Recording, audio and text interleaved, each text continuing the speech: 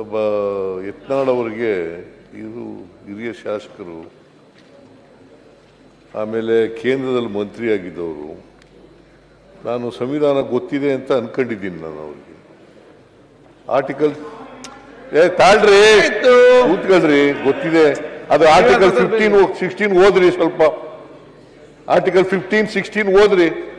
ಮುಖ್ಯಮಂತ್ರಿಗಳೇ ಮತ್ತೆ supreme court ಹೆಂಗ ಮಾತಾಡಿ ಮುಗಿಸ್ಲಿ.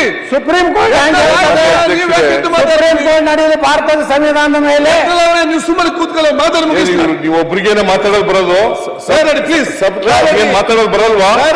ಅಲ್ಲ, ಸಿಎಂ ಸಬ್ ಕ್ಲಾಸ್ 4 ಓದಿದ್ರು ಸಾಕು.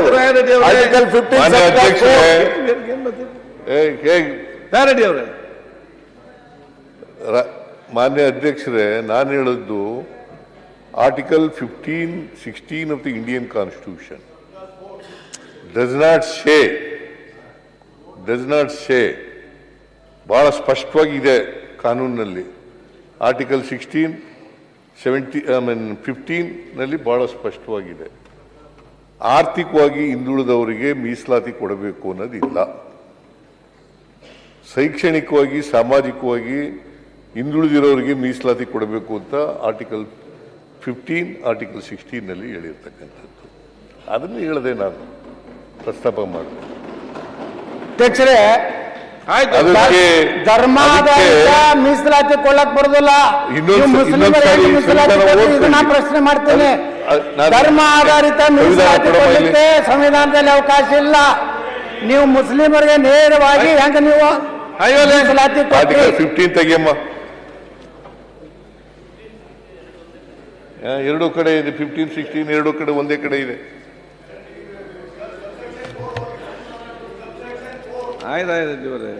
ಇಲ್ಲಮ್ಮ,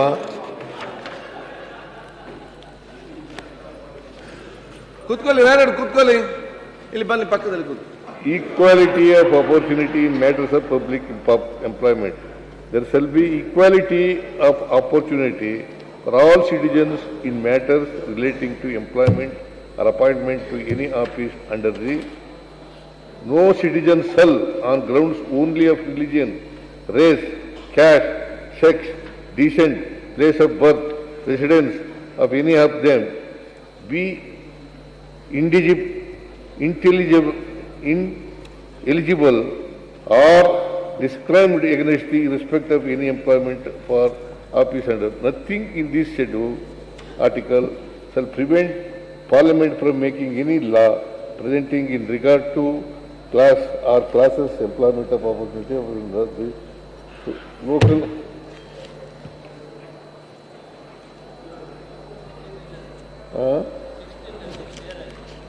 +4 15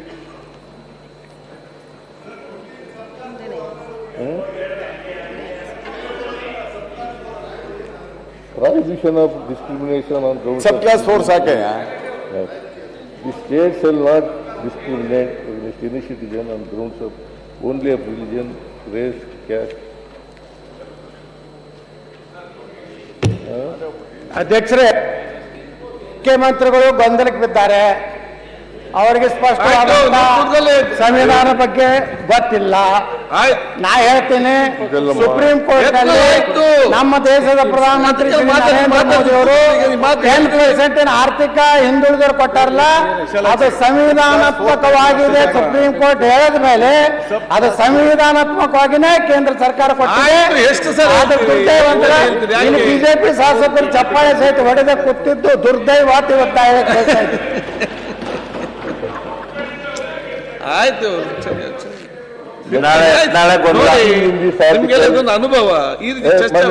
ಮಾನ್ಯ ಅಧ್ಯಕ್ಷರೇ, nothing in this article shall prevent the state from making any provision for reservation in matters of promotion or consequential authority, seniority or any class or classes of posts or under the state in favor of scheduled caste and scheduled tribe, in which opinion of state are not adequately represented in the services.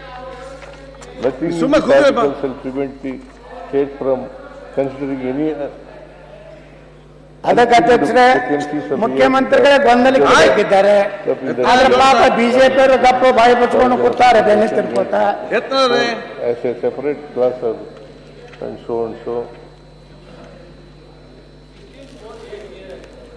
ಎಲ್ಲಿ ಇದು ಎಲ್ಲಿ ಇಲ್ವಲ್ಲ